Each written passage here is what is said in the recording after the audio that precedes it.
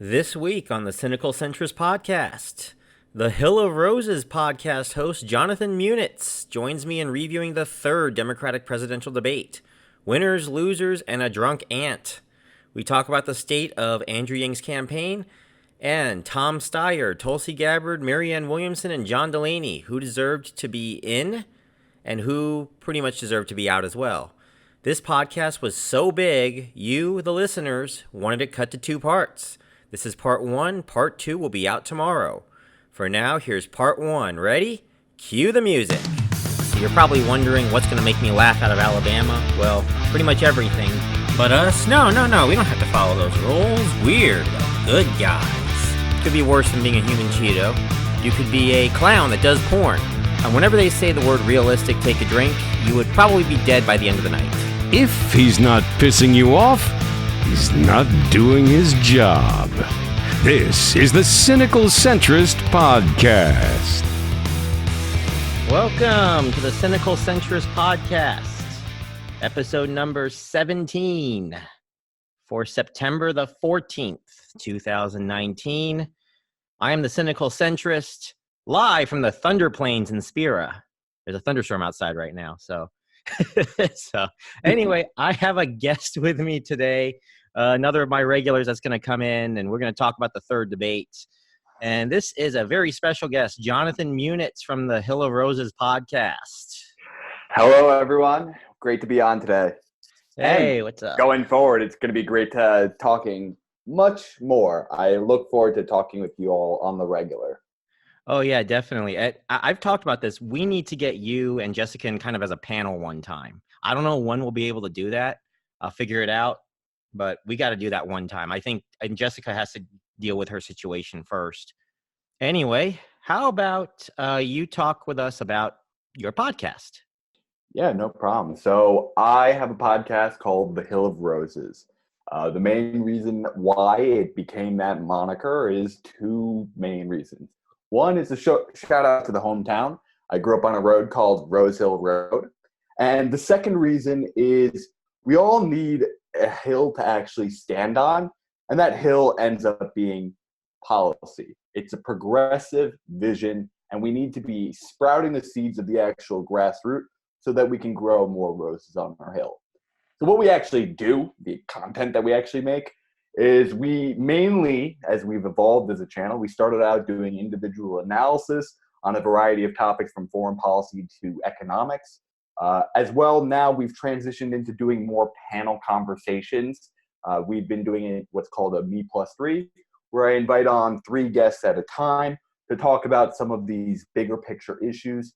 It usually runs around 2 hours or so it's a nice long form podcast.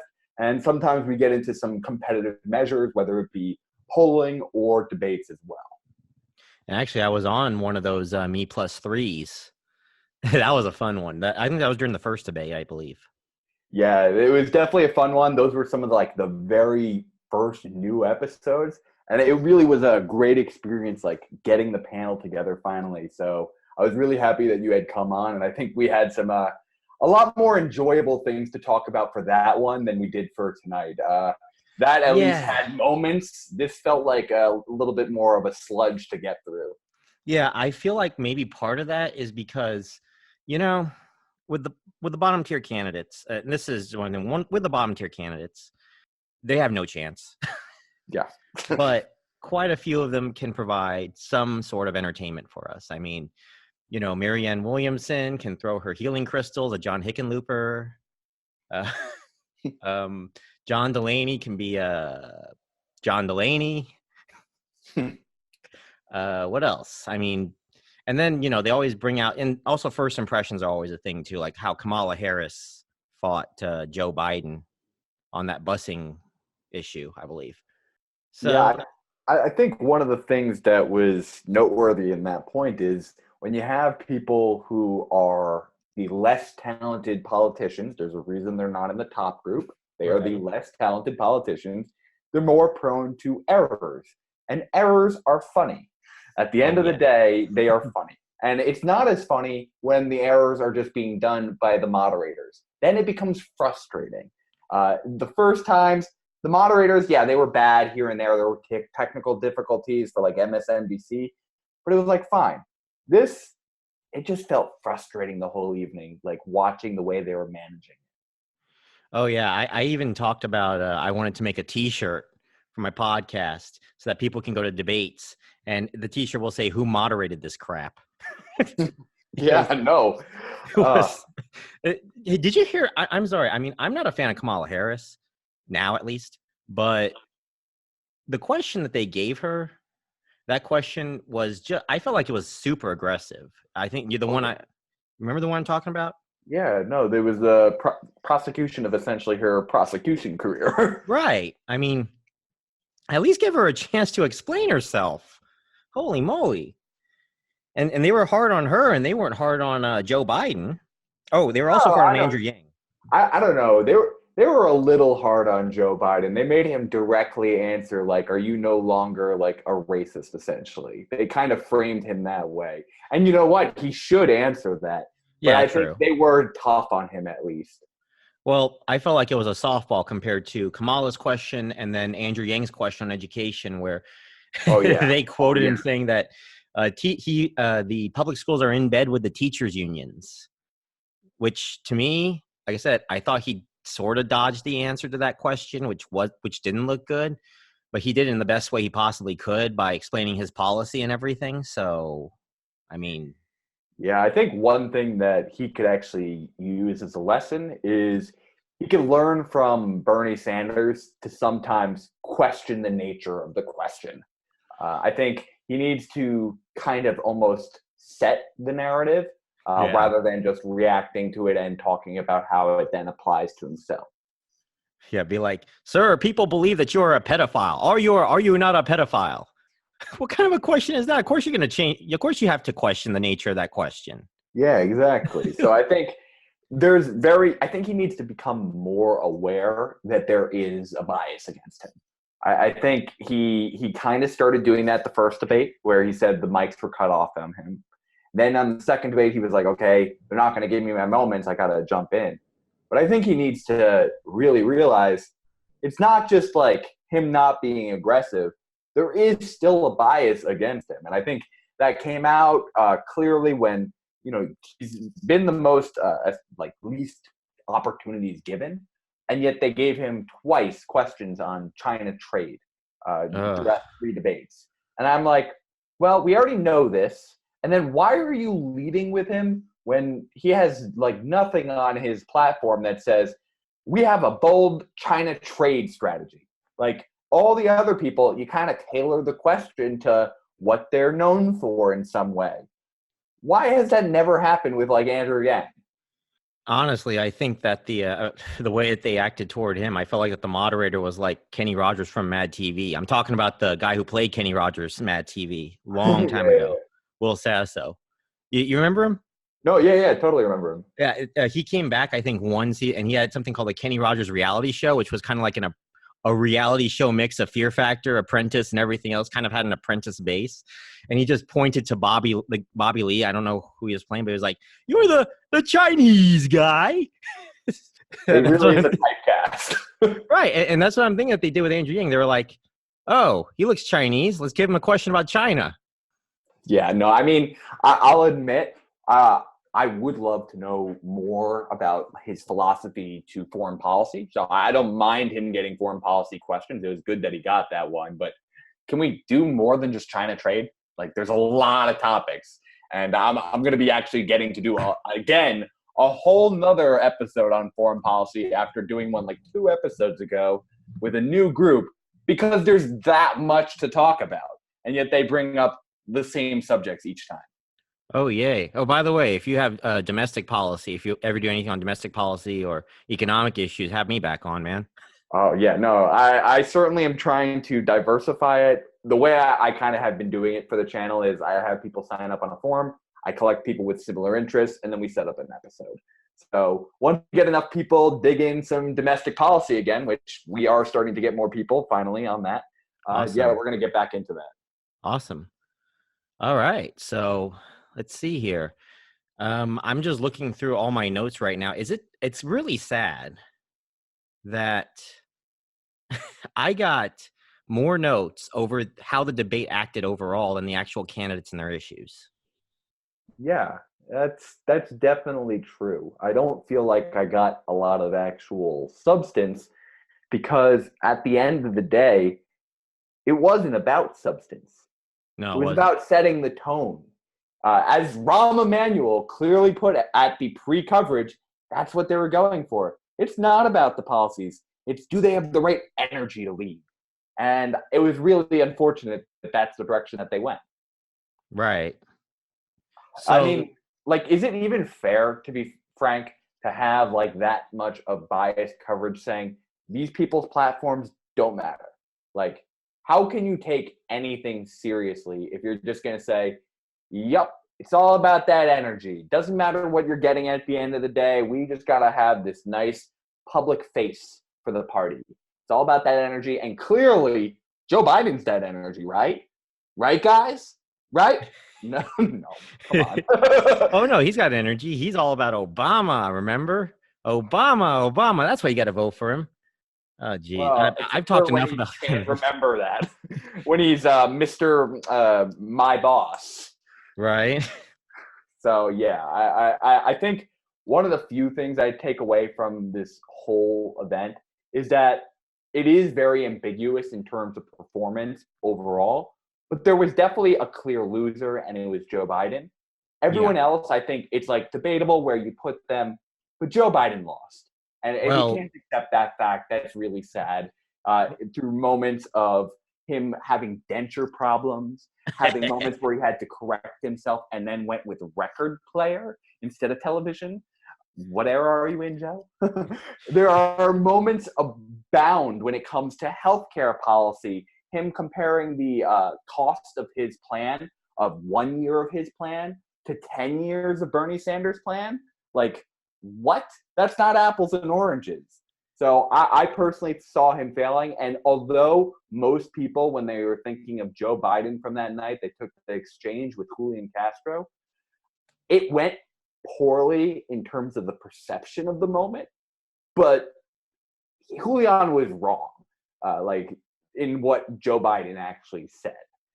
So I felt a little sympathy for him there. And so, like, towards the beginning of the debate and when he was actually kind of fiery and passionate, I was like, he's actually doing solid here. He's getting to talk about foreign policy, which is like an area where being a VP actually gives you a lot of like insight and experience, just kind of getting the intel that they provide you. But then as the debate just dragged on, that second half was miserable for him. well, as you know, I drove to Greenville, South Carolina for this debate watch party. So I actually have a lot of notes on like kind of Yang Gang on the ground because obviously I'm a Yang supporter and I wanted to go to a Yang watch party. So I did so in Greenville in a place called Friar's Tavern, which, by the way, shout out to the Yang Gang in South Carolina. I know a couple of you are listening to this right now. But one thing that I have noticed, two big differences between the Yang Gang on the ground compared to the Yang Gang online. And it's very shocking to me. The first one was that a lot of them, yeah, they like Andrew Yang as their first candidate, as their first choice, but they like Pete too. And they like Kamala Harris. And they like Bernie Sanders. And they like Elizabeth Warren. And they like Cory Booker. And they like Julian Castro. They pretty much like all of the Democratic candidates, with the exception of Joe Biden. Quite a few of them were not fans of Joe Biden. They feel like he's kind of, his time has passed. It seems like he's, they're more worried about him than they are like making fun of him. Like save the trash talking for me. Yeah, right? I mean, I'm not gonna lie. I do feel bad for Joe Biden. I'm not like gonna say that like he's a trash person. I'm like, there are people who go that far and say he's like an irredeemable. Like, he's a very well-intentioned man. Yeah. I believe he's simply like ignorant on certain issues, and now he's coming off completely senile and just too old. Like, I don't usually try and like use like ageist commentary. Like, Bernie Sanders has always been very active. His mind has been there. So I don't think it's fair to just say it's age. But when you're showing the symptoms of age, Yeah. you can take it like seriously. Nah, and so that was the first thing, and a lot of them were just more worried about Joe than anything else. Yeah. So few of them, they were in shock when I told them that, like, I would say the plurality of my audience, I'm not going to say the majority, but the plurality of my audience who are Yang supporters are basically Yang or Trump. They are, and they were in shock when they heard that. They were like, Trump is not even on my list. I will vote blue no matter what. So that was the first big shocker to me. And I know you're also Yang Bernie. I think you're also a vote blue no matter what too, right? I wouldn't go that far. I would say there are a list of them that I would definitely vote for, and then there are some that I wouldn't. So it's not like only blue, but it's not just like Bernie or bust, Yang or bust, or all those types of movements. Okay, but I mean, it is like, I told them, I'd say a good number of them, the plurality was Yang or bust, Yang Tulsi or bust maybe. But yeah, so they were in shock about that. I think if I had to say my list, like right now, who I'd actually vote for, it's Andrew Yang, it's Bernie Sanders, it's Tulsi Gabbard, it's Elizabeth Warren. It's probably, it won't happen. I would probably vote for Marianne Williamson. It won't happen. It's not the best choice, but I would do it. And then I'll be like honest. I have moments where I kind of like Pete Buttigieg too, but then I'm also like, there's so many factors that are just huge red flags, and I just don't like him. Like the person. No, me too. Like me too. Some of his vision and priorities are good, but I'm not a huge fan of him. Yeah, I had a ton of respect for Pete Buttigieg in the beginning because he was trying to create this religious left kind of thing. I think he was nuts.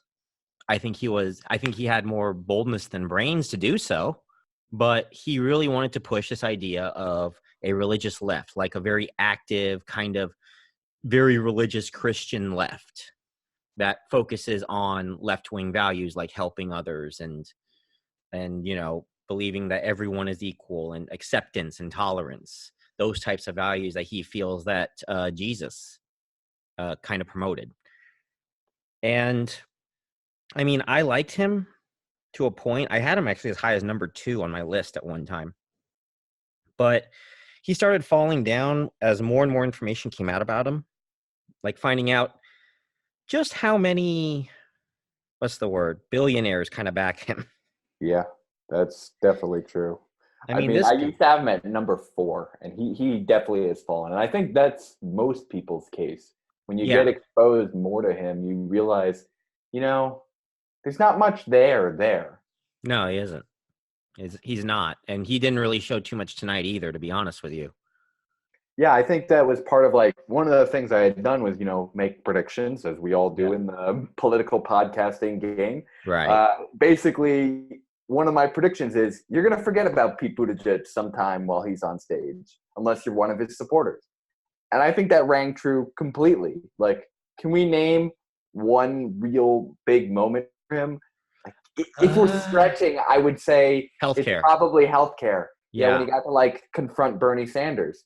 But otherwise, completely unforgettable. Oh, and then we can actually, the one other moment I can remember of his is when he was talking about the civility of the debate stage as he was cutting off Andrew Yang.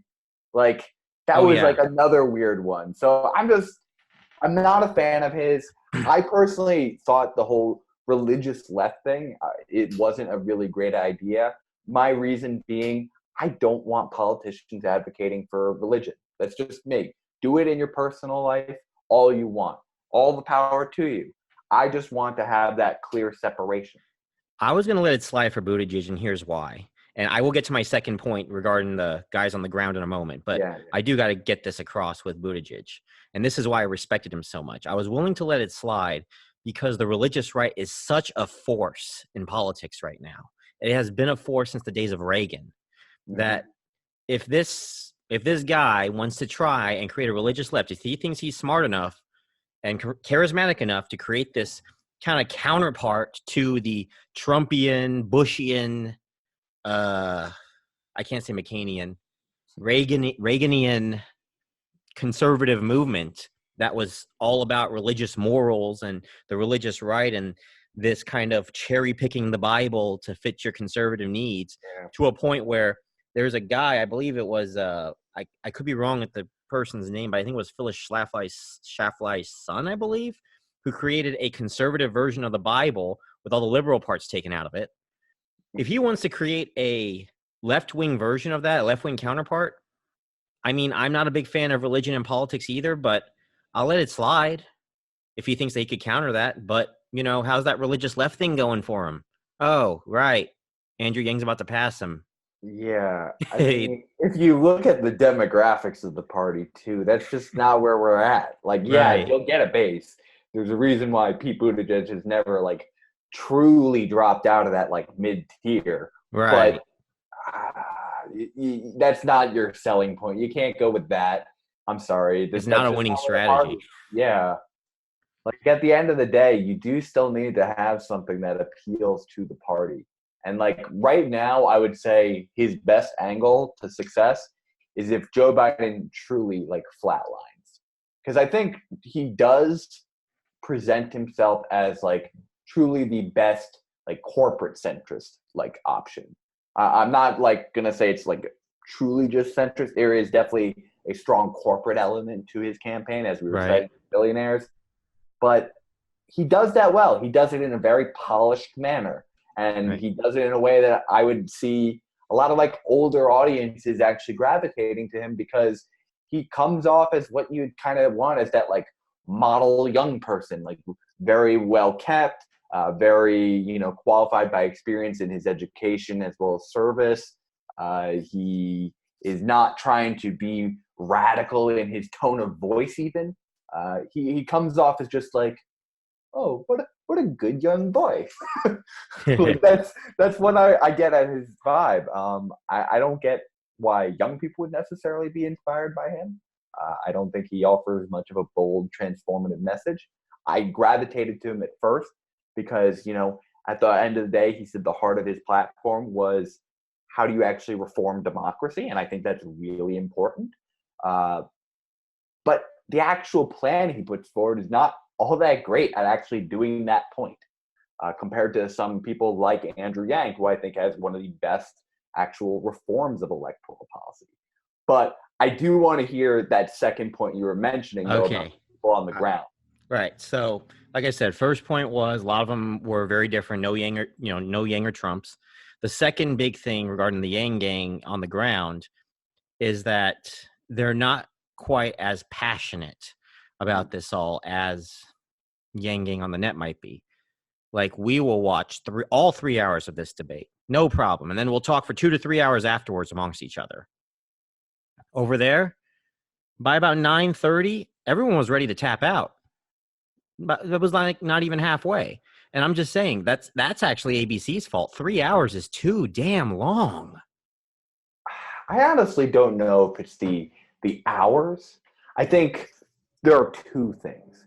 One, the actual pace of the event and the questions weren't particularly interesting because, as we said, it's not going into the actual details of the solutions all that much. Right. And then the second big problem is, and Andrew Yang, again, called this out, why is this on Thursday night during football season? Oh, yeah. There is something competing to watch. Like, when I was watching with my roommate, he took out his iPad to watch the game.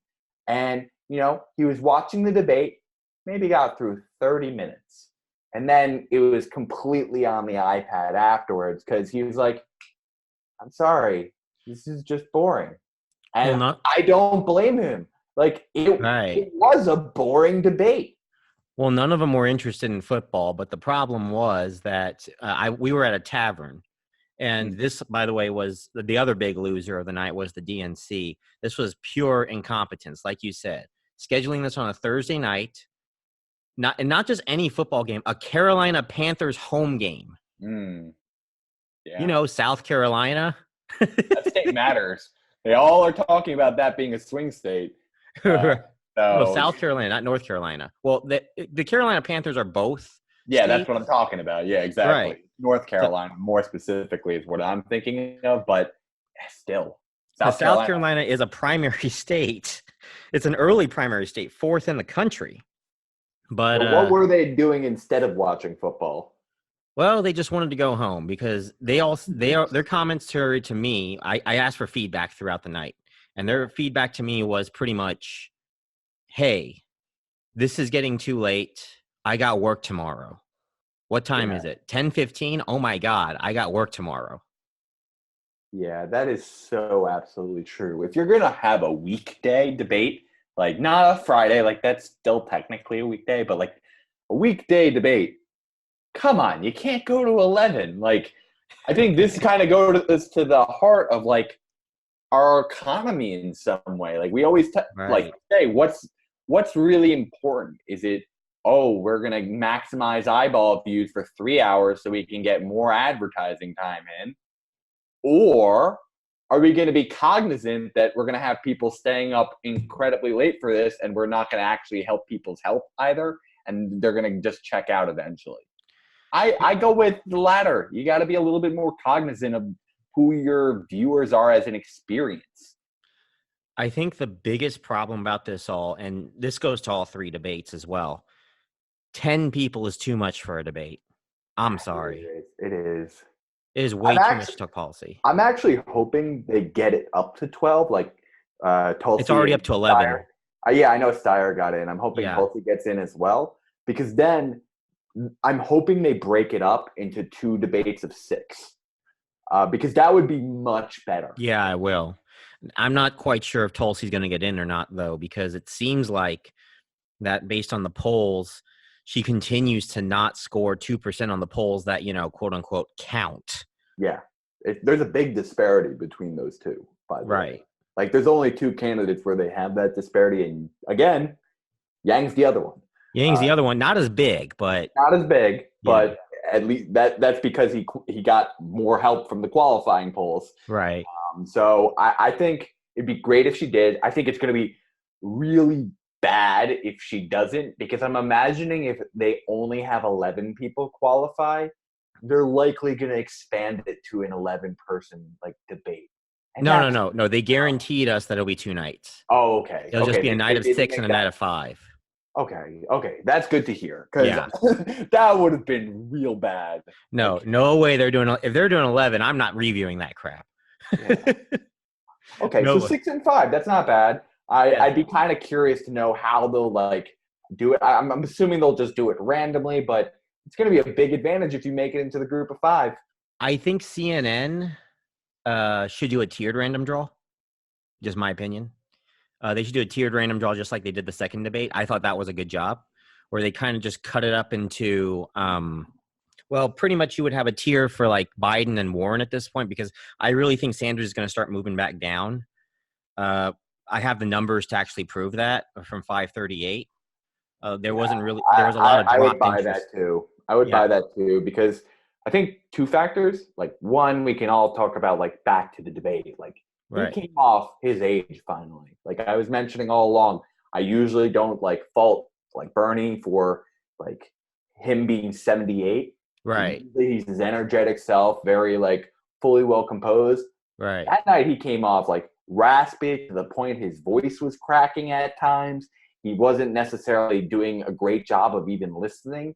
Like there was a moment where they had to like completely repeat the question, not because he asked for it to be repeated, but like he just didn't hear them the first time. Right. So yeah, I could see his poll numbers going down there. And then I'm also seeing the fact that as we kind of talk, Andrew Yang's base does have a lot of Bernie supporters. So as Bernie is kind of losing them to Yang, he's really fighting for just kind of a ceiling base, because everyone knew him. He always had the name recognition.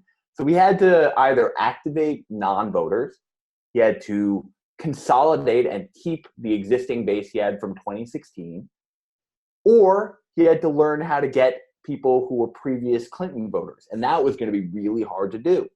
And so his problem is he decided, I am just going to focus on consolidating my base and growing the actual non-voters.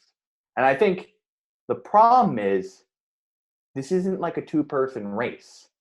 And so when he was trying to consolidate his base, it didn't embrace it like the movement like he normally does. He didn't really take the progressive candidates that were like him under his kind of wing. And so it kind of became this binary choice of antagonism between the camps. And so if you kind of had some curiosity or liking of those other people that some would consider like populist progressives, you were left into this hardline choice whenever you wanted to like show some potential support or some potential curiosity, you would be like ostracized. So it forced people into choices when you wanted to say this person's not a bad person.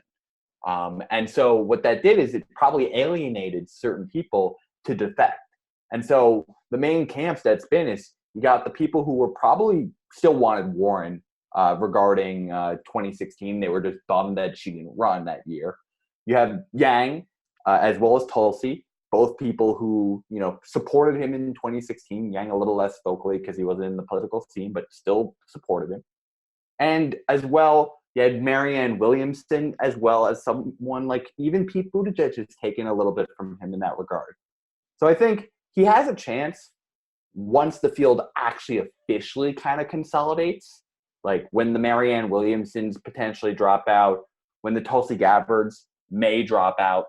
I'm not saying that she should. I think she still is like doing well enough that she should stay in. But like I think when the field consolidates a little bit, maybe he has a chance again. Yeah.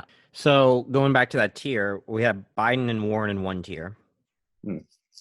Second tier, you know, Sanders, Harris, maybe throw in Yang and Buttigieg. We'll see. So I would put them kind of in that second tier.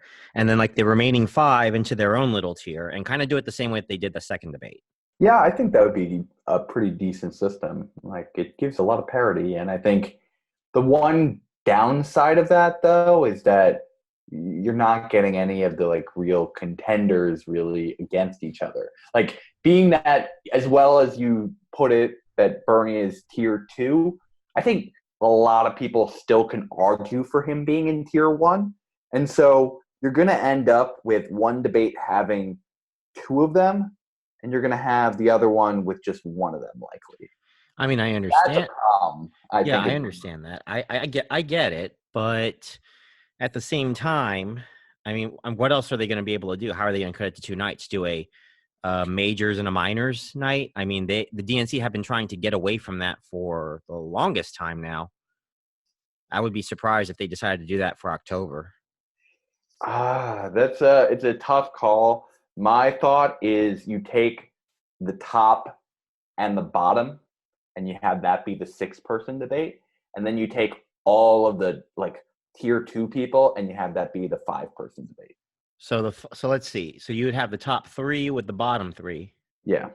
So that would be Biden, Sanders, Warren, and bringing up the Steyer, rear, Klobuchar, Castro. Yeah, Steyer, Klobuchar, Castro, and then Beto, Booker, Yang, Buttigieg, Kamala. Buttigieg, and Harris. Yeah, would be. But oh wow, no one would watch that though. Are you sure? I don't know. I actually think that would get some pull. Maybe if Kamala Harris came out sounding like an aunt who's had too many cocktails again. See, maybe that is really me being the political junkie and enjoying kind of like the interesting middle tier candidates. Like, I think you're probably right. Most people just focus on those top 3. And so maybe it is truly still that like major league, minor league debate, but I'd get a kick out of that for sure. I mean, it would be fun, but the problem is that then those 5 would kind of have a royale to determine who is going to be the quote unquote number 4 person. And honestly, that's okay with me, honestly. Like, let's get to that consolidation of the field point a little bit. Really? Yeah, okay. I wouldn't say it would be just for that top slot. I think you're going to maybe have 2 from that group go through, but of top 5, top 6, yeah, let's get to that point. I mean, I really thought to myself that it's pretty much that kind of a race as it is. I'm going to go back. I'm going to take it back to 2004. This is the 2004 Democratic primaries. And I actually was talking about this on my Discord yesterday. And this is late October 2004. And who do you think was in the lead October 2004? October. So was this before the yeah of Howard Dean? That was the yeehaw of Howard Dean primary. Okay, so I knew it was that primary, but I didn't know exactly when that moment happened. Related right after he lost in Iowa. Yeah. Okay. So then, yeah, was he in the lead at that point? He was actually in second place. Was it Edwards at that time? So the poll that came out had Dick Gephardt in the lead at 22%. I have no idea who that is. Right, hashtag who's Dick Gephardt? Yeah. That shows you something. Howard Dean was neck and neck with him at 21%. And John Kerry, name ring a bell? Oh, of course, obviously. In third place with 9%.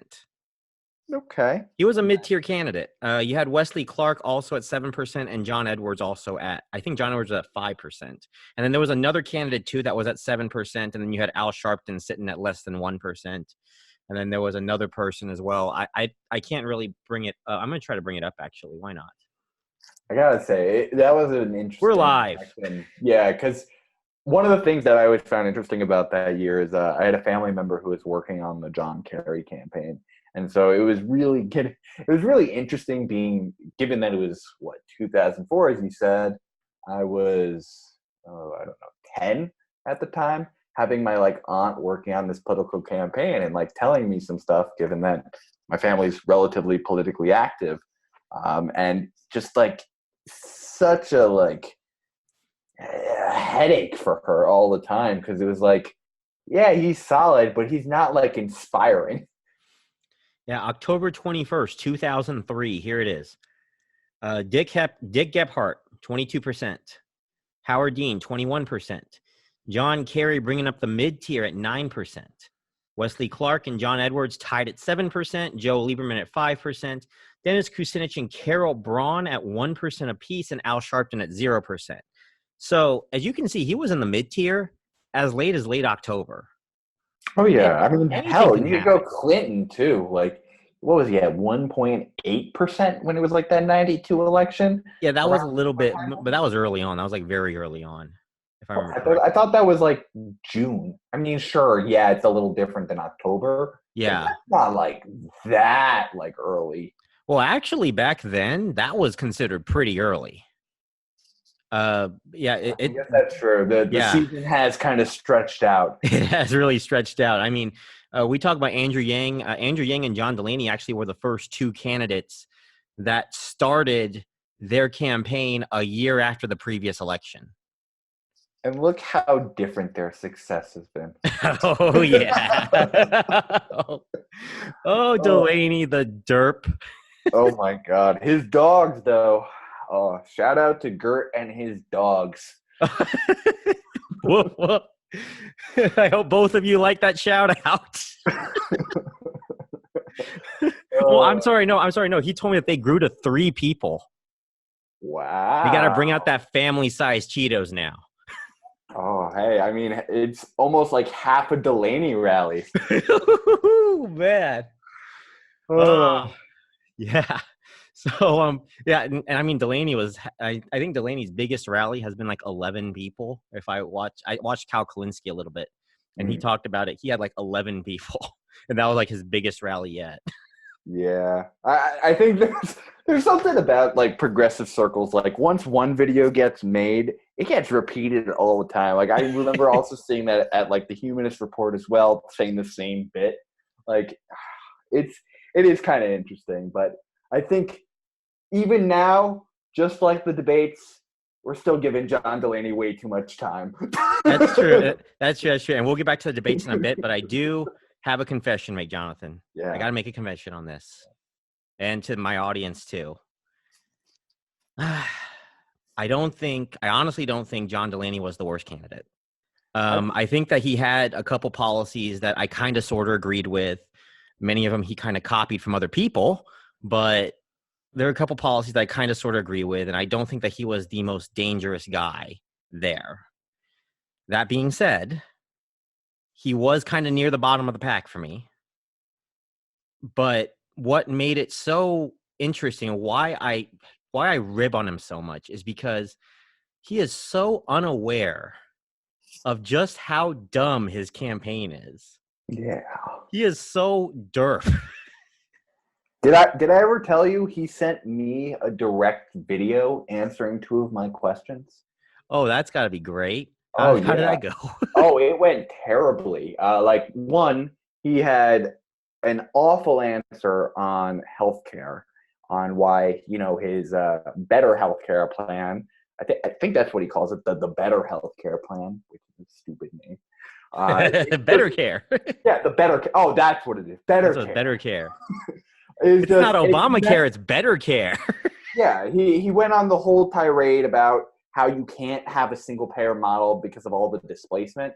And, there are some points about having it as a transitionary model to a single payer, but he didn't want that. He ran in the health insurance industry. Like, I have no faith for him on that answer. Right.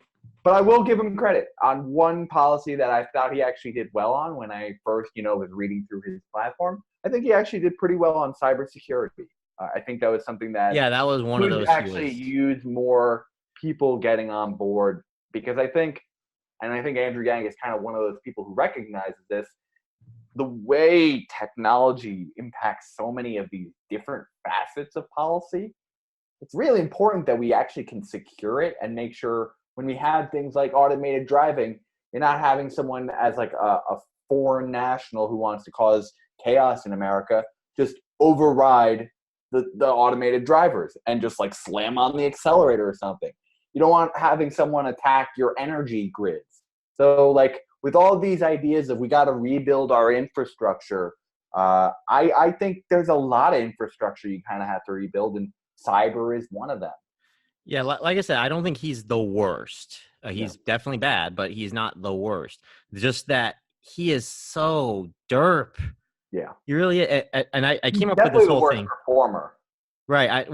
I came up with this when I'm a big fan of this YouTube channel, Urinating Tree. Okay. And he does a lot of sports trash talk. Actually, he's one of my 2 inspirations for making this podcast. 3, actually. I have 3. Andrew Yang, Urinating Tree, and another YouTube channel called Knowing Better. And with him, he had this video, I think it was about a couple years ago, on the New York Giants. And he would just play the Derp song in the background whenever they play. He calls them the professional football sentient Derp. And I'm thinking to myself, just like the New York Giants, John Delaney is kind of the sentient Derp of the political world. As a New York Giants fan, yes. Oh God. Well, okay. I don't think John Delaney could ever have some of our like catching fire, getting to a Super Bowl moment that we had this like century. But actually, the latest stuff, like he got 3% in New Hampshire. That's not a Super Bowl. he got 3% in New Hampshire. Well, what are you gonna say? He tied with Andrew Yang in New Hampshire. Fine. Well, Andrew Yang doesn't have himself a Super Bowl yet either. That's true. That's true. Jeez. Oh man. But okay, we'll get back to the debate.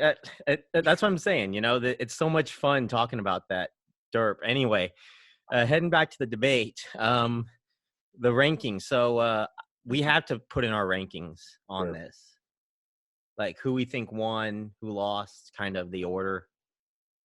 Yeah, so I think that's got to be put into stone. So I know I've posted my rankings, but I think with all things, you do need a little digestion time. And so it is going to be a little bit different than I had done there. But I'll start from the bottom because I've already made that clear. Go for it. Joe Biden lost. I've already said that. So that's the very bottom. I would say the one right following after that is probably Pete Buttigieg. I personally found him to come off smarmy and rude during his time and uninspiring and bland during the times that he's not just cutting people off either. Mm-hmm. I think he really thought he landed a nice zinger with the Medicare for all who want it stuff. but I think it came off as, okay, why does this actually do us better? All you talked about is you got to give the American people a choice. But why is that actually a better plan? Like, we are all talking about how dysfunctional the medical care system is. Why is giving people this choice going to actually make it more effective? So I think he just came off unsubstantive completely. I think the next is probably Kamala Harris. I think there are a couple things, and some will call this overreaching on her statements, but I think she was incredibly anti-man during her whole spiel. I think one of the key things I'll point on that is she was talking about over incarceration, and she made the point of saying the people she wants to get out of jail are just children and women. And I'm like, wait, most of the people in jail right now are already men. Let's just be frank about that. And why are we making a distinction between locking people up like that on the basis of gender? If you do something wrong, you did something wrong. It had nothing to do with what's between your pants. And so that's, for me, one of the big things that I took away. And she also just seemed very, very rehearsed, very not organic. She planned that yes, we can moment when she was going to interact with Joe Biden. And I think overall, as you kind of alluded to, she came off not serious in her tone, unless she was acting in her, prosecutor mode when she's going after Trump. Right. Other than that, she comes off as kind of what you were saying, a drunk aunt. So I agreed kind of with that sentiment. So that's why she's number 8. I would say after that, this is kind of a balancing act. I'm going to put Amy Klobuchar here, but I was considering Julian Castro.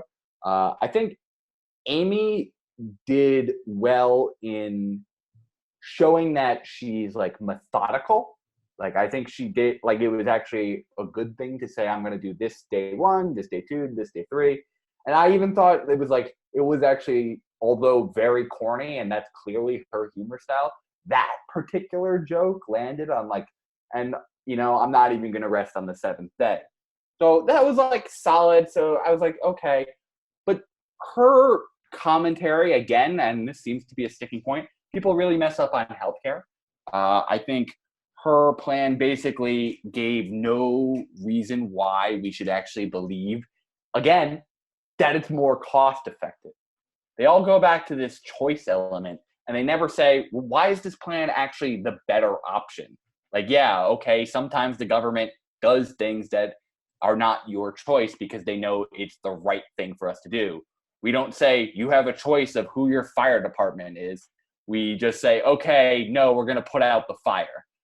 So sometimes the government does need to act, and I think she did terribly there. And then there's in her corniness, she even messed up a phrase, when she was talking climate change.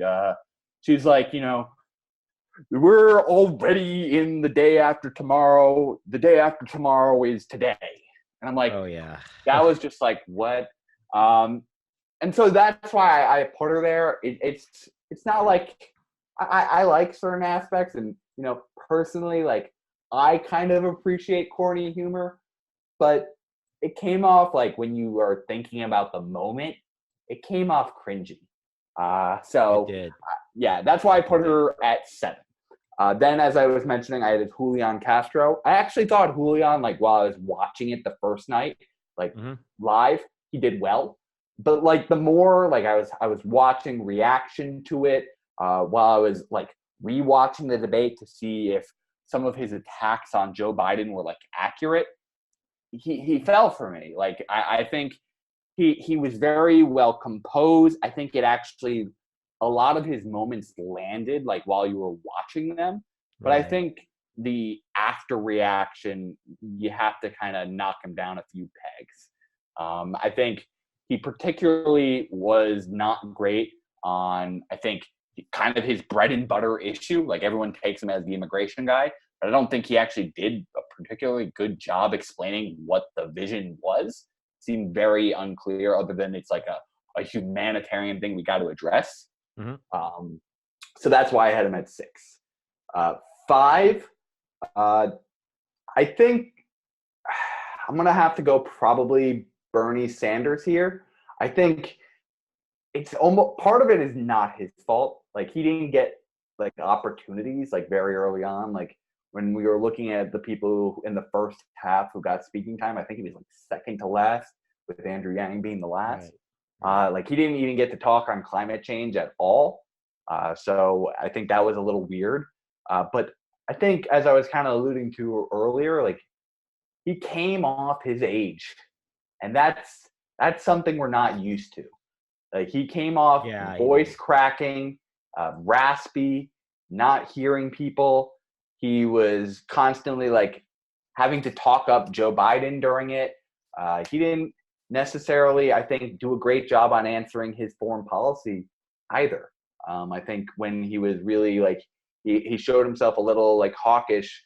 Like, I'm not gonna go completely against like terrorism acts, but he like said that's like his number 2 philosophy of like uniting the world. And I don't think that is what the number 2 priority is when you're uniting the world. Right. It's much lower. So I think overall he didn't do his best. Yeah. And I think his team really needs to start thinking about having him at least take a break before these nationally televised moments, because he's doing a lot of campaign events. I'm not going to say he's not like still motoring along, but he's 78. Give him some help. Like, he's still human. So yeah, that's why he's 5. The next one I would say is probably Beto O'Rourke. I think he showed himself to be very bold and fearless that night. I think some of it's actually going to come back and like bite him in the ass, but in terms of helping him get nominated, it might help him. I'm particularly thinking about the moment of the AR-15 exchange, when he actually was like, you know what? No, we're going to outright, we're going to take them. They're weapons of war. They are not fit for the streets. And I was like, wow, he did not dodge that question. I was thinking he was definitely going to dodge that. And so I was like, good for him answering that strongly and boldly. Is it going to come back and bite you? Yeah, it's going to come back and bite you. But good on him at that moment. I also thought it was really good that he got kind of the best, I think, opening reaction from the crowd. Like, he is clearly, I think he had the most applause of anyone coming in from having that hometown advantage. And he got multiple lines from other people just complimenting him. And I also thought he did a really decent job of speaking to agricultural needs when it comes to the environment as well. So I thought he did relatively well. I don't think he did the best. I think at times he definitely faded into the conversation. Like, he wasn't fully memorable at all times, but he definitely kept popping back here and there. And when he had those moments, he was bold in his statements. So then what do I got? Third. That is, oh boy. So you got left right now, you got Warren, Booker, and Yang. And this is where, honestly, it's going to likely end up being Cory Booker in 3rd. Originally, I had Cory at 2. And I think he did a good job of, like, coming off, like, he had experience, even though if you kind of dig into the experience, it's not all there, like, as good as he claims it is, like, especially the whole education point. Newark's education is not as good as he thinks he's claiming it is. That's one point. But I thought he came off well in showing that he's nuanced on the positions. He's not like independent. I thought he did a decent job in how he framed the charter school question personally. Mm-hmm. I think he did a decent job also, again, answering on climate change as well. Because I think everyone wants to pin him as the vegan trying to take away people's meat, but I thought he actually did a decent job, like, kind of dodging that question and saying, no, we're not going to be making you do this. We actually have solutions, but we actually have to fix the way we produce the things that you're eating. So I thought he did really well there. So then that kind of comes with this 2v1 thing. And so ends part 1, everyone.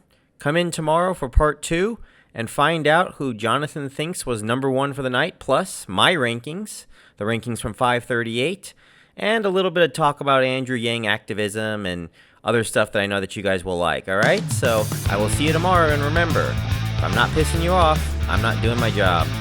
Bye, everyone.